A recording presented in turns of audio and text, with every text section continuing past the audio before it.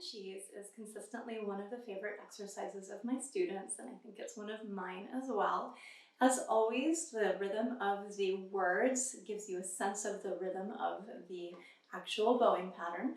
Bread and cheese, bread and cheese. So as you look at me do this exercise, I want you to see if you can figure out what direction the tiny note is going, what bow direction.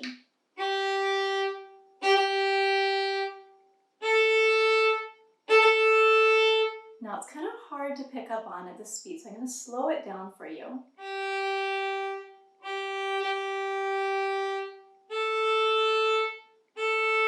So you can see that that tiny note is going the same direction as the initial bow.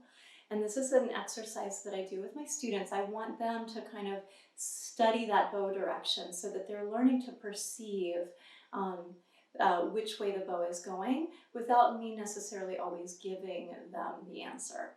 So the goal of this exercise is that that tiny note be really very, very small. Now, as you look at me do that exercise,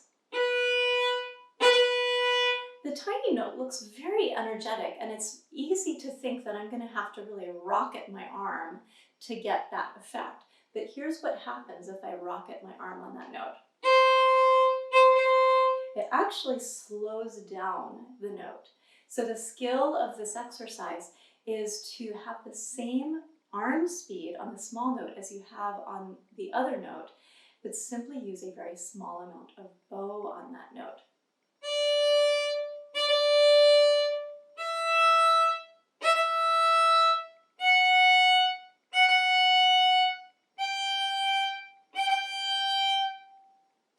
Once you master the original bread and cheese, we're going to do up bow bread and cheese, which turns out not to be actually that difficult once a student has had a week or sometimes even just a couple minutes on that initial exercise. So here's up bow bread and cheese.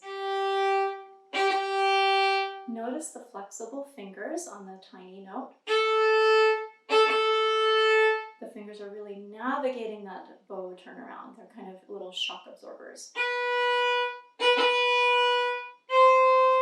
And you can kind of feel the arm kind of lift up sort of in an effortless kind of, as though it's kind of sailing up into the air.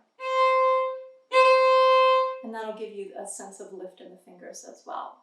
So after you have done up bow bread and cheese and are able to do either one of those kind of on command, then we're going to put those together. And so this would be advanced bread and cheese.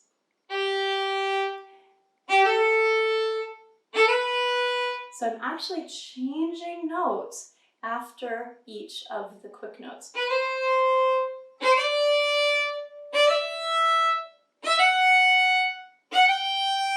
When you can do that, that's some pretty sophisticated skill, not only for the bowing pattern, but also for the fingers, because they have to be precisely coordinated with that tiny little fast bow change.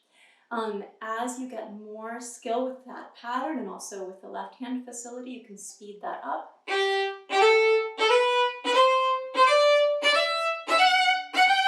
So that would be certainly a book 3 or book 4 level of skill on this pattern.